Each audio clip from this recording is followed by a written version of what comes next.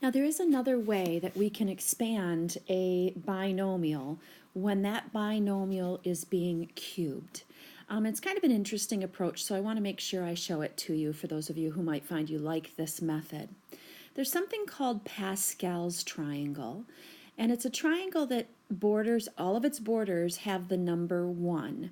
So, and each time you go down another row, there will be one additional number in that row. So it forms a triangle. In the first row, we have just the number 1.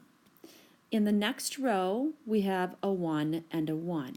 So one entry in the first, or well, actually that top row is actually called row 0. 2 entries in the second. The third is going to also begin and end with the number 1. But then to figure out what the number in the middle is, we're just going to take these 2 numbers that are above it, 1 and 1, and add them together. And so you get 2. In the next row, again, it's going to begin and end with 1. And then the 2 middle numbers, we're just going to add these 2 to get this number, and add these 2 to get this number. And so on into infinity. Always begins and ends with 1. 1 plus 3 is 4, 3 plus 3 is 6, and 3 plus 1 is 4. And we can keep going. Now, this row here is actually called row 0. This is row 1. This is row 2. And this is row 3. The other way to look at it is the row number corresponds with the second entry in each of those rows. So, why am I talking about Pascal's triangle? Well, we're cubing a binomial, so we want to go to row 3 because our binomial is being raised to the 3rd power. Row 3 contains the numbers 1, 3, 3, and 1. All right, those are our coefficients initially. Then what we do is we look at this first term in our binomial, which is x, and that x will be to the 3rd power with the first coefficient. That x will be to 1 power less than the 3rd with the second coefficient, and that x will be 1 power less than the 2nd for the 3rd.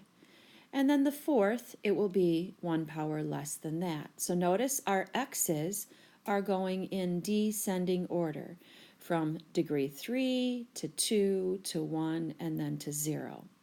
Now we know that anything to the 0 power is equal to 1. So that last term right now is just 1 times 1, which is 1. But you might be thinking, what about the 4? Well, the 4, the second term in the binomial, excuse me, also has to be factored each of these terms. But the difference here is it starts with the highest exponent at the end. So the 4 to the 3 will be last, the 4 to the 2 will be second to last, the 4 to the 1 will be third from last, and the 4 to the 0 will be first. Now we just want to clean this up a bit. Anything to the 0 is going to be 1, so when you multiply by 1, it doesn't change anything. So for the first term, I have 1x cubed, which can be written x cubed. For the second term, I have 3 times 4, which is 12, times x squared. So I have plus 12x squared. For the third term, I have 3 times 4 squared, or 3 times 16, which is 48. And that's being multiplied by x. And for the last term, I just have 4 cubed times 1, which is 64. And so you notice we get the very same answer we did using our little rectangle method.